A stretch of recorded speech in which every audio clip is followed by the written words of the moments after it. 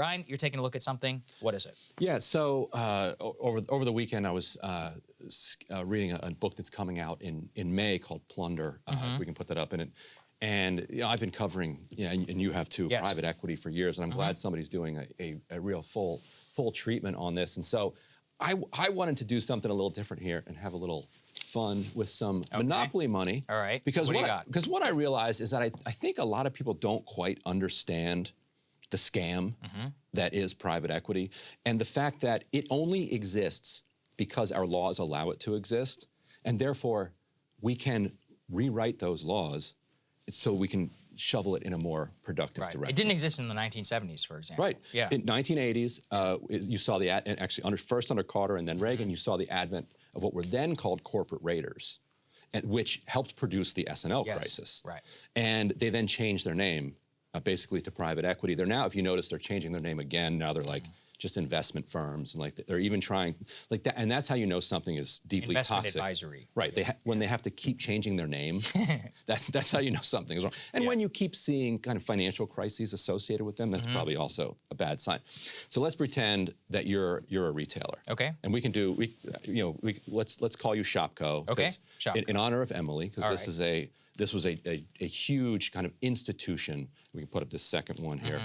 It was a huge institution in like Wisconsin and also the Midwest. Like Shopco was, for decades the thing, and they were a real pioneer in bringing in drugstores and other retail. And like I think they were the first that ever did a scanner. Like so, this is not like somebody that got washed over by like the Amazon wave. This is a serious company. So they got hundreds of stores. So a private equity company comes in and they say, look, they ended up buying it for $1 billion, but they put up, let's say, about 20 of their own dollars. Then they go out and they go to pension funds. They get another $200 billion there. Okay. So how do they buy it for $1 billion? They go to you. They're like, we want you to take out a loan. So you're going to take out basically an $800 million. So I take out the loan as Shopco. Right. So you're taking out that loan. So now they're using all of these. They're using your business as collateral, but that's not your money. Yes. So you have to give that to the owners of Shopco. But you, in order to kind of bribe you, I get to keep 100. You're the old, you're the old executives. Because why would executives sign off on this terrible deal? Because they get to walk away with that money. I get the payout. All right. So this money's gone. All right. Now, I want a little bit of dividend. Okay. For all the hard work that I did. Right. But you don't have any money, and you're highly leveraged. Yes. Tell you what, we're going to make you a $200 million loan. That is also on top of your assets here. Yes. Right. So we're going to leverage you a little bit higher. Okay. But hand that back to me. Okay. Now this is over to you in the form of a dividend. This is the form of a dividend. You loan it to me, and now I'm paying. Because these are profits. Yes. We ran a business. Yeah. Congratulations to us. We made a profit. So we started with 20. We're already. You have 200 in the bank. Yeah, we're already looking good, and we'll give maybe 100 of this to the pension funds. Right, so they get 100. So the private equity firm itself has already made it. So they just made a profit. They've already made a profit. Okay. But now I have all this debt. Yes, and so that's a problem. So how are you going to pay off this debt? There are two ways. We can make more money, or we can fire people and reduce expenses. There's actually a third way that private equity has figured out, which is you actually own, because you're a smart business, you actually own all of these stores. Oh, real estate. Okay. You own the real estate under there. So what we'd like you to do, and actually we're just going to force you to do it, is we'd like you to sell all of those properties, and then they call it a lease back. Then you're going to lease it back.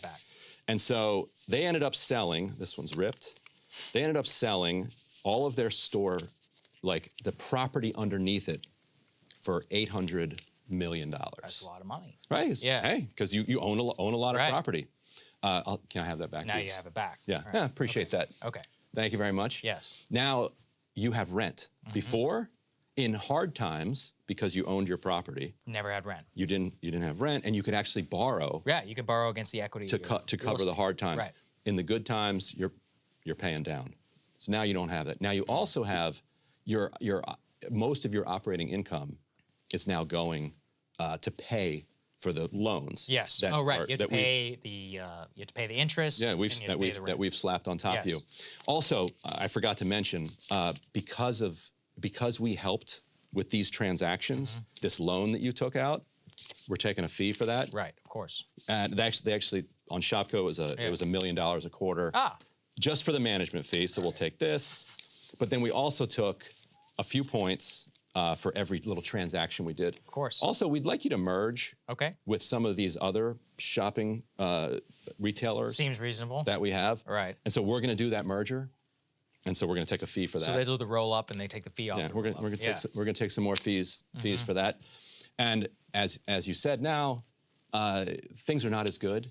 We've kind of cut back on quality, and the revenue is not coming in like it was. And so much revenue is going to pay off your loans. We're going to have to do some layoffs. It happens. So we're going to have to take a little bit more. We're going to take a little bit more out of that. Okay. And now things are really not going well at all. But things are looking good for you. Oh, yeah. No, don't worry about that. Yeah. Yes. But for over here, things are not going very well. So we're going to try to put it up for sale, see if we can sell it to anybody. Right. And so in a lot of situations, they will be able to find somebody to buy it at cost or whatever, and so they can just pocket the rest of this. In this case, nobody wanted to buy it, so they just liquidated it. So you still had two things. Yes. You've got all of the assets left that you haven't sold. Yeah. And you have a pension fund. Right. And so first, we're going to sell off the assets. Yep. So appreciate couple more. Yeah, appreciate that. Okay. And now you have a pension fund. Yes. So we're going to push the company into bankruptcy, and the bankruptcy goes to the federal government's kind of bankruptcy protection firm, and so you'll still get paid about 60 to 70% of your pension. Well, not me. I already got my paycheck, but the workers. Oh, that's true. The workers. Right. You're good. Yeah, I'm good. You're good. Yeah. And we hired you as a consultant. It's cool. We of course. appreciate all your Thank advice. You. You helped us with some of these mergers. So here.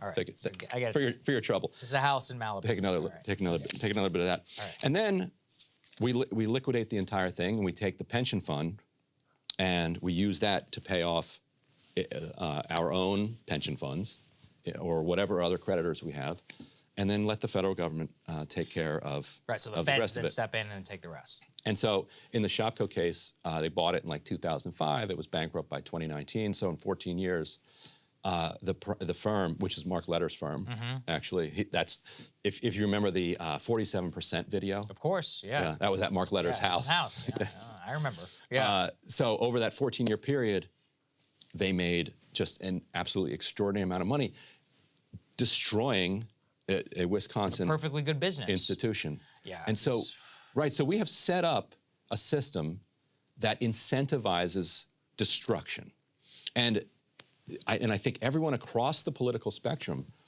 believes that we ought to have a capitalist system. That if you believe in a capitalist system, we ought to have a capitalist system that incentivizes production, development, building something good.